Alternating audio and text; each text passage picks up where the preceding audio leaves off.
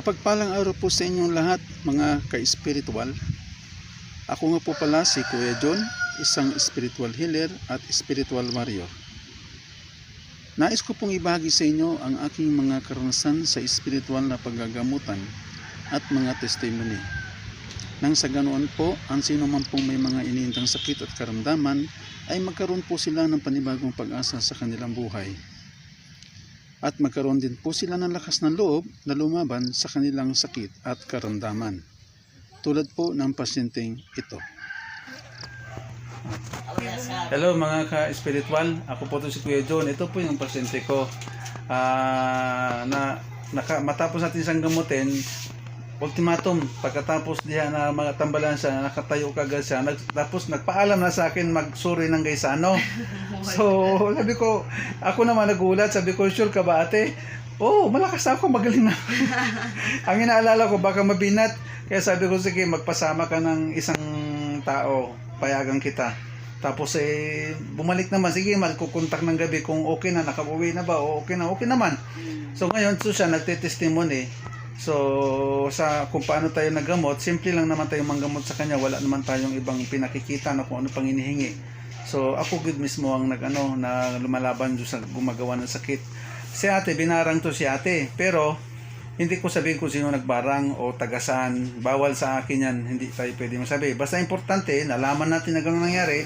Ako nang bahalang humarap para maiagawan na to si ate, mailog na to siya sa kamay ng sa pwersa ng kadiliman o ng pwersa ng barang. Yun ang importante doon.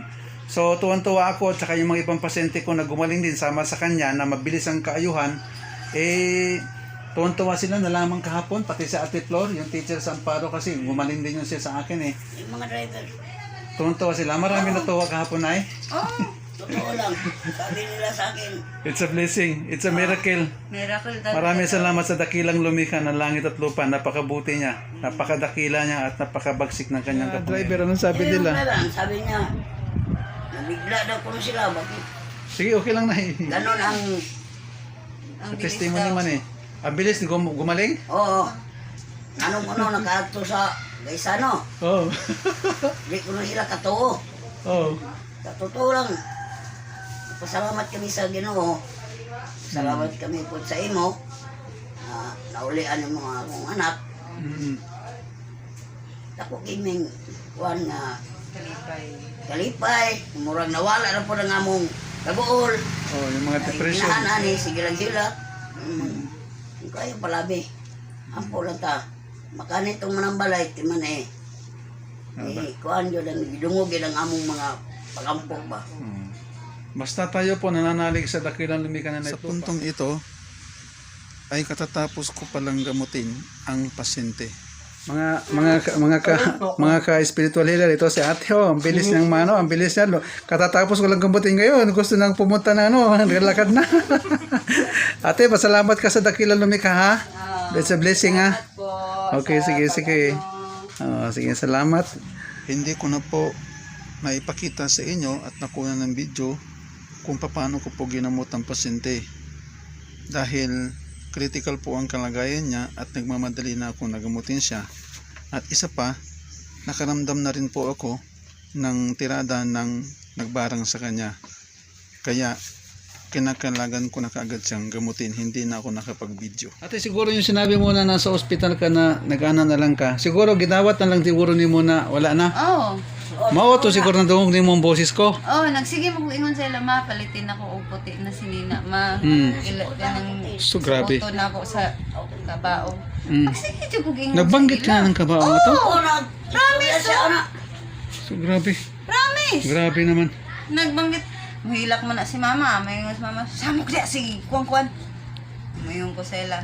Te, gusto ko magto og dagat. Pero hindi ko na kitag dagat. So, parang murag na mamaalam, nanubo na ka ba sa parang huling kusog nimo? Manang mayroon ko sa ila sa una. Ay naku niya dalag ospital. Sagdiin ako. Manang nag-away pa may gikan diri.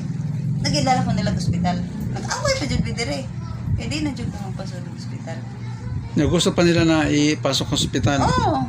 Naghilak pa jud ko sa ospital kay ako surrender na ko. Oo, surrender na. Sila Laban pa man sila. Laban pa sila. Oh. Ano, gila ko sa ospital. Wa man, no, magyapay alibyo.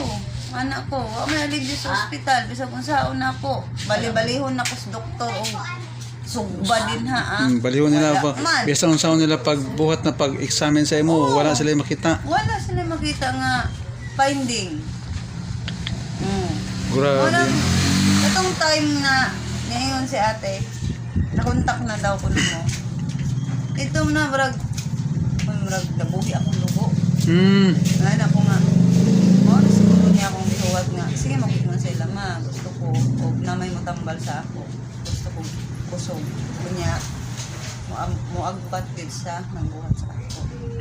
Mo na, hindi ngon kay, dagan sila gidala din, di man maagbat. O pila na di katambalan di nagdala dire. Ambot pila na to, basta dagan-dagan naman po. Oh. Dili sila mo kuan, anoy po. Oh, kay Anoy. Oh. Sa Kasumatan. Oh, giingnan ko niya. Dako kandila. Ayaw pagsaka kay mo kuyapan ka. Ay na daig balik sa kuha. Oh, ano ko No? balik? Kilala man ako nun. Gani. Yan ako nga. Adi na lang po. Tabay mo. Manang murag na kuan ko sa kung pabalik mo na down ko kay bakoy nakitaan nga. Kanang kuan bitaw Kakaiba sa tanan, Oo. kaiba sa tanan. Nan ako nga. Kanang yung tal gid nga manguanay ma kanang anong balay ganang mo kuat din siya mo musukol gyud mo na kung gusto. Mo kani adto sila man dani. Dani. Ang tanan nila. Kontak nang imong kauban nga kuan sa bangko ni mama. Pag ingon nga, manhin na daw ni. Uy, nabuhi ko kuan. Mo man ni nagtambal kang antiambing nga natlaw ni gawas. Siko ko na siya kay naminaw pa ko sa palibot. Wala may sasaw. Walay nagsigig istorya nga ayaw. Diri ka, ayaw, dito ka, ayaw, ana. Lain jud ka ayaw ako paminaw. Pero siya kuan ba, pero siya ka nang naging nagtuklod jud sa ako nga diha ka, ana. Wala jud siya kuan. Pasalamat tayo kasi yung mga gabay ko nagsige gano sa imo og naapay isa gabay nga mao toy nag-ano sa imo. Nag-ano sa imo ba nagsasabi sa kung ano yung iniisip niya, yun din ang nasa isip mo. Pag gusto niya, yun din ang nagiging gusto mo. Na sa akin ka magpagamot, maano mo kung ma-reach mo ko. Pero tapos ang katingadan, bakit nung dawat na nimo biglang may narinig kang hangin sa tenga mo tapos may boses na nagsabi Tagalog pag yun. Oo. Hindi man ako bisa Tagalog lang ako. Bumising ka ba? Papunta na ako dyan. Tapos bigla na wala. Si mama ko ganun siya. Ano? Ano nangyari sa'yo? Sabi ko, wala. May nagbulong. Ma, uwi na tayo talaga. Uwi na tayo. Ibig sabihin, kasi ganyan ako minsan pag mayroong nangailangan sa akin, yung diwa ko nauuna nang pumunta roon. Pag delikado yung pasyente, siya mismo magsasabi. Kasi ikaw kasi gusto mo tinanggap mo na, kaya gusto mo tulog na lang. Kasi tinanggap mo na, kaya sabi ng diwa ko, kumising ka, malapit na akong dumating, paparating na ako. Talaga, tinanggap ko na eh. Sabi ko nga, naghahanap nga ako ng puting damit dyan sa kwarto kahit hindi ko makatayo ng maayos eh. Nahanap ko talaga yung magulaklaki, na puti. Dito ka banda pa, padalawa kami. Yan. Para maibahagi natin sa iba at makatulong din tayo sa iba. Hindi na sa hawak. Kung anong gusto mo, sa liig o sa hawak. Mas maganda sa hawak na lang para hindi siya mabulot-bulot o hindi siya hindi makita. Hawak lang. So ito mga kita ako. Mga ka-spiritual, kapanalig sa dakilang lumikan lahat lupa. So ito po, nagpagawa na si ate ng pangdepensa. Ito lang naman po yung pwede nating i-offer o pwede nating iwan sa katawan niya. Hindi na tayo ng mga perdon candle, yung mga halat-halat na mga baboy na 35 kilos, ang mahal ng baboy kayon. Paano kung yung baboy merong swine flu? Mahirap na. Magre-reklamo yung hinalaran, yung hindi nakikita o yung barangan. Sasabihin, maghalat-halat ka sa akin, may swine flu pa. Di ba? Choosy. Choosy. Hindi. Ayan naman po ay konting biro. Para naman hindi tayo maging seryoso, no? Kahit pa paano tumatawa tayo. Pero ang totoo, ganun po tayo manggamot, simple lang. So ito po yung depensa na ginawa ko kay ate. Kompleto po ito, spiritual at material. Meron din po ito sa laban ng physical. Ate, kompleto to ha. May laban na to sa physical. Pero wag mong ipasusubukan kasi hindi ko to ginawa para subukan lang. Tulad sa iba ba na ginagawa nila tapos susubukan ganun. Hanggang doon na lang magiging bisa nun.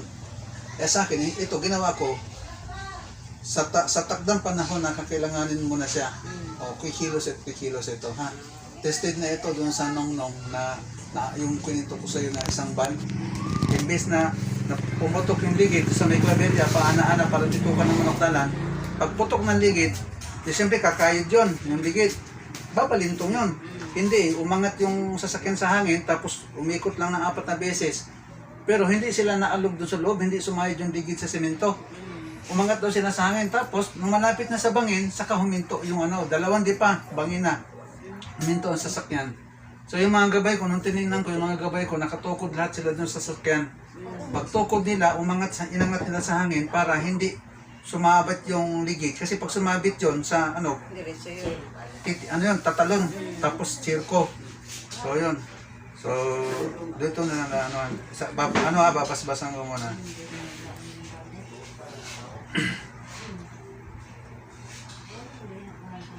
Go. Amang dakilang lumikha ng langit lupa sa iyong kadakilan at kapagsikan sa kapangyarihan sa dakilang mong pangalan. Sa pangalan na yung buktong na anak na aming Hebreo ni Sen na itinako sa krus na matay at buhay. At sa lahat ng mga kapangyarihan mo na itinago mo sa lahat ng inilikha sa buong sa sinukog, sa kalawakan, sa buwan sa araw at sa mga planeta, sa mga hayop, sa mga kabundukan, sa mga katubigan, kalupaan, sa apoy at sa hangin, at sa lahat ng mga tao na tinago mo ng mga gahom mo ay aking pinag-ipon-ipon sa kamay. Mga bahagi nito ay ipagkaloob upang ipagbasbas na gamit nito.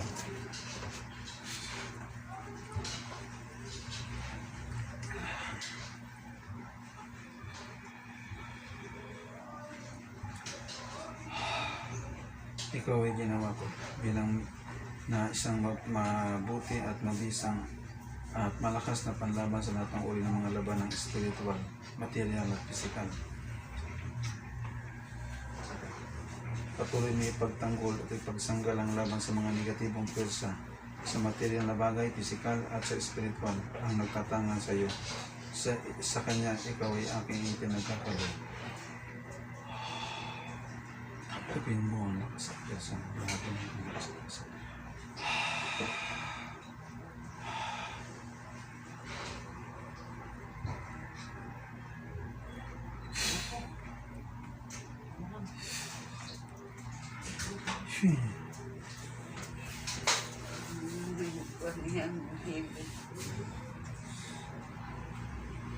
Kaya, pag lumabas yung pesa kasi bilok sa loob ng katawan, tayo yung mga gano'n, parang bilok. Ngayon, ibig kong maramdaman ang pwersa mo.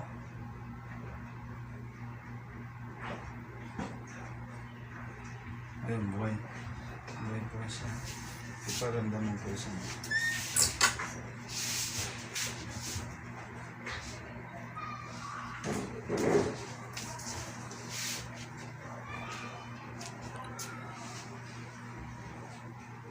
Yun. Ate, ikaw, paparamdam ko sa iyo ha. Sige na. Huwag kang gumamit ng pwersa dito sa mga bukton mo. Yung normal lang ha. Yung ganyan lang, normal lang. Tapos natatandaan mo yung hangin. O anong gusto mo? Patayin natin ang hangin para mas patayin natin ang hangin para mas madali niya mararamdaman. Okay, ayan. Pakiramdaman naman yung palad mo ngayon na wala pa ito dyan. Wala. Okay, normal lang. O, tandaan mo ha. Ngayon, iparamdam mo yung lakas at pulsa. Pakiramdam mo habang nilalapit ko ha.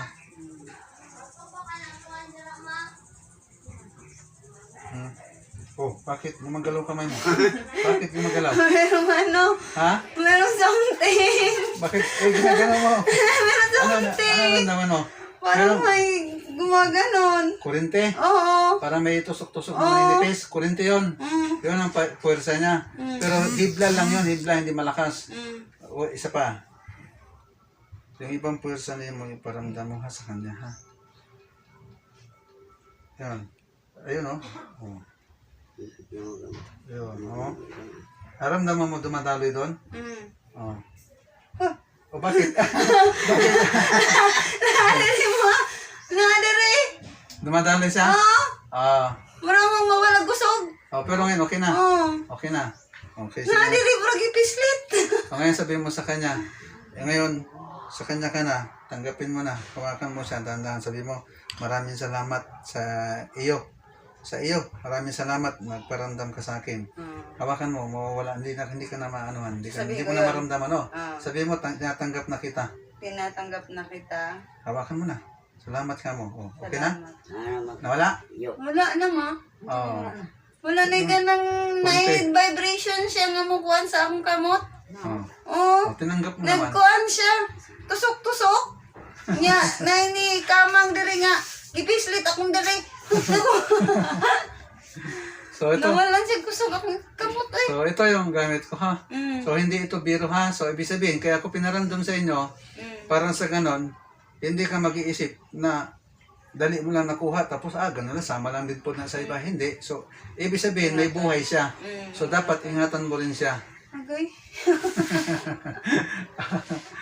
Sige, kunin mo na yun. Okay na yun. Bye. Ibakos na ni, ibakos. Iba ko sa ikaw, bako. Pagkaramdaman mo, okay na. Umalik na. Oh. Lain ay mo na magnanghawi. Kanina, ngayon, wala na. Kanina, wala na. Oh, sige, tindog. Tindog.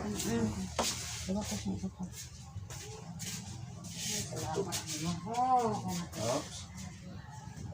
So mga ka-spiritual, ito po yung pangdepensa na ginagawa ko. So pinaparamdam ko muna sa mga pasyente ko para naiintindihan nila kung ano ba yung gamit na pinapagamit ko sa kanila. Sapagkat wala akong may bibigay sa kanila na may iwan sa katawan maliban lang dito. Hindi man tayo magkuha ng perdon candle at saka yung yung mga halad-halad na baboy, hindi tayo niyan, bawal tayo diyan. So ito lang yung pwede ko sila sapagkat itong importante dahil ang candle, perdon, kahit yung mga halad hindi man yan makauli. Ito talaga yun ang makadepensa sa ila. So ito walang biro, sila yung nakakaramdam, pinaramdam ko. Okay natin, hindi okay lang yan? Okay. Pahiram ako ng ng lighter. Gunting ma. Lighter na lang daw. Ko gunting, kung may gunting, parang ko gunting. Si gunting. Guntingin ako ni Patos, ilalak natin ha. So, ang ipinagbabawal ko dito, wala siyang bawal sa mga pagkain. Baboy, o kahit maliban lang sa ahas at saka sa iro. Huwag kang kakain ng ahas saka iro ha. Yung baksan. Saka iro, huwag kang kumain kasi mataas ang rabis na iro, ang baksan. Hindi man natin, hindi man talaga pagkain yung baksan kasi gumagapang yan eh. Ngayon, lang, yung damit mo, simula baywang padulong sa itaas, wala dapat itin. Pero kung okay lang sa baba. Pero kung sakaling makasuot ka ng itim na hindi mo sinasadya, okay lang. Pero kung tuyuon mo na pahibaw na nagparamdam ng depensa mo sa imo na, ang depensa ko, bawal sa itim. Hindi ako pwede magsuot. Kasi na lang na. wag mo nang supakon. Kasi nagpaparamdam siya. Kasi alam mo kung bakit hindi ka pwede sa itim. Sapagkat ang naging kasalanan ni Satanas nung nandoon pa siya sa langit, yung gusto niyang malaman yung misteryo ng dilim. Ngayon, sabi sa kanya ng dakilang lumikha, sabi niya, Satan, you are a son of light. Wait. Dito. Why do you want to know the mystery of darkness? So, hindi natin po si Satanas. So, ang ginawa niya, sumunod na lang siya, tapos ginagawa yung tungkulin. Pero, pagka may time siya, sumisibat. Okay na. Sumisibat siya para alamin yung misteryo ng dilim. Doon ang naging kasalanan niya talaga. So doon siya yun ang naging unang nagpasiklab para gusto niya magkaroon ng panibagong kaharian. So gumawa siya ng kaharian na gusto niya isulong yung tinatawag na the balance system of government doon sa kaharian ng dakilang likha. So gusto niya mabalance ba?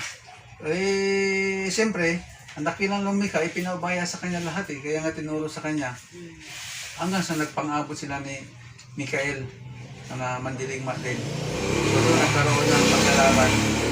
So kaya, pagka mayroong kulay itim, yan ay nagiging portal ng kadiliman o anumang negatibong elemento. So pansinin mo yung mga rakista, mahilig sila sa itim. Oh, ma, kana nga pa mga itom diyan nga mga kuan ma. Ipapilit na natok ma.